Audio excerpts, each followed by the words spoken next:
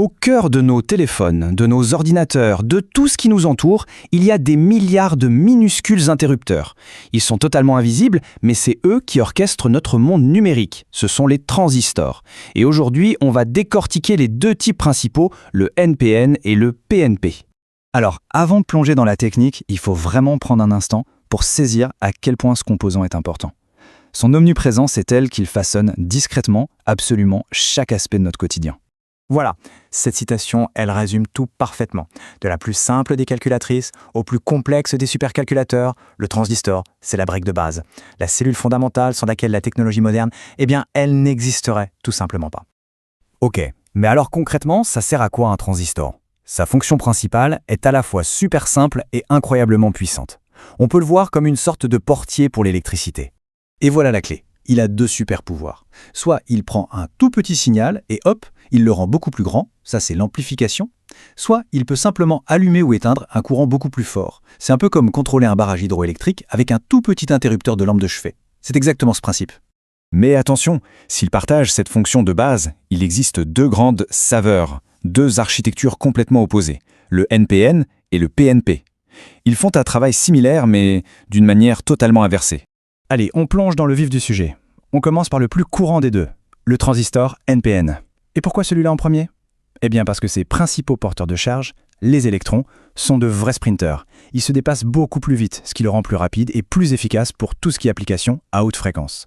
Pour comprendre comment il marche, il faut imaginer sa structure comme un sandwich. On a deux couches de semi-conducteurs de type N qui sont chargées avec un surplus d'électrons. Et coincée au milieu, une très fine couche de type P qui, elle, a un déficit d'électrons. Cette disposition NPN, c'est la clé de tout son fonctionnement. Et c'est là que la magie opère. Regardez, c'est en 3 temps. D'abord, on applique un tout petit courant positif à la couche du milieu, la base. C'est l'étincelle qui démarre tout. Ensuite, cette étincelle, pouf, elle ouvre les vannes en grand. Ça permet à un flux beaucoup plus important d'électrons de se ruer du collecteur vers l'émetteur. Et le résultat ? Le petit courant initial en a contrôlé un immense. C'est ça le principe de l'amplification. Bon, on a vu le NPN. Maintenant, passons à son jumeau inversé, le transistor PNP. Et le truc génial, c'est que quand on a compris le NPN, le PNP devient très facile à saisir, parce qu'il fonctionne, exactement à l'opposé. Ici, le fameux sandwich est complètement inversé. Cette fois, ce sont deux couches de type P qui entourent une fine couche de type N. On a donc une structure PNP. La polarité de chaque couche est le miroir exact de celle du NPN. Et logiquement, son fonctionnement, c'est aussi l'inverse. Pour l'activer, on n'applique pas un courant positif, mais un petit courant négatif à la base. Ensuite, au lieu d'un flux d'électrons, on a un flux de ce qu'on appelle des trous positifs. Pour se le représenter, c'est comme une absence d'électrons, un espace vide qui se déplace et qui se comporte comme une charge positive. Mais le résultat final, lui, il est le même. Un petit courant en contrôle un très grand. Ce qui est super intéressant ici, c'est de voir l'opposition de manière si claire. Jetez un œil au tableau, là où le NPN a une couche N, le PNP a une couche P, et inversement. C'est une symétrie parfaite, une véritable image miroir.